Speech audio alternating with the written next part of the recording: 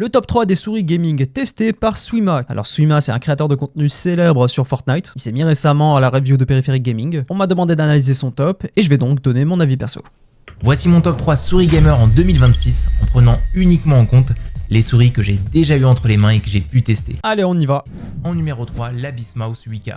Alors, la Bistix. On la mienne est juste ici, excellente souris, avec 3 tailles différentes, très bonne qualité de construction, performance, rien à redire. Donc de ce que je vois, il a pris la version avec les côtés pleins, super intéressant, c'est beaucoup plus confortable. Quoique j'aime bien les côtés troués parce que je joue en claw grip sur cette Bistix Pro, ce qui me permet de mieux ancrer mes doigts. Sur une souris qui est assez chère, le design en magnésium y est pour beaucoup. Après niveau performance, c'est excellent. La version Pro qui correspond à la taille médium est un peu petite pour moi, mais avec les mêmes caractéristiques, il y a la version Max pour les plus grandes mains. Il y a effectivement la version Max qui est un peu plus large et plus longue, qui aurait été plus pertinente peut-être pour lui.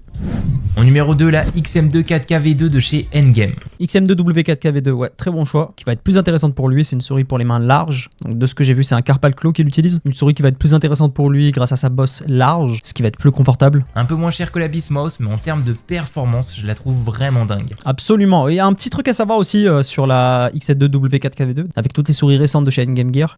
Il y a un système de latence négatif, c'est-à-dire la souris enregistre un clic avant même que tu aies complètement cliqué sur la souris. Un peu compliqué à expliquer, peut-être j'en ferai une vidéo. Mais sinon très intéressante, elle est livrée avec une pochette de transport. Personnellement je la trouvais un peu lourde, mais c'est la souris qui m'a fait aimer le claw grip, dédicace au poteau Elastix qui me l'a recommandé. La qualité de construction pareil, y a rien à dire. Ouais. Après le design, moi j'aime beaucoup la version Frost. Ouais, vous avez deux coloris je crois, noir et blanc, t'as des versions Frost et une version classique mat. J'avais la Dark Frost, très belle souris. Première position, la Defader V4 Pro.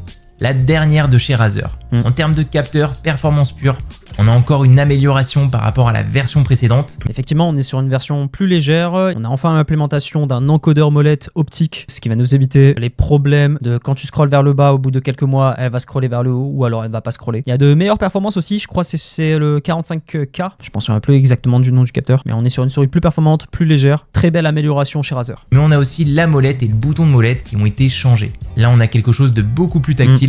On va moins l'activer par erreur. Alors comme je le dis souvent, un gros facteur qui fait qu'une souris est bien pour toi ou pas, c'est la forme. Merci. J'ai eu peur qu'ils disent quand même c'est les performances. Mais effectivement, mon avis perso, le facteur le plus important dans le choix d'une souris, c'est la forme. L'ergonomie.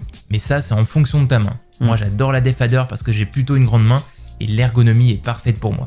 Ça m'étonne pas. Une souris faite pour les grandes mains en palme, claw. Alors qu'est-ce que j'aurais pu recommander à la place? S'il a bien aimé la XM2W4KV2 et qui préfère un design en magnésium, il y a les WM Mouse Strider qui ont de très beaux designs, qui reprennent à peu près la même forme. Mais franchement, très bon top, totalement approuvé.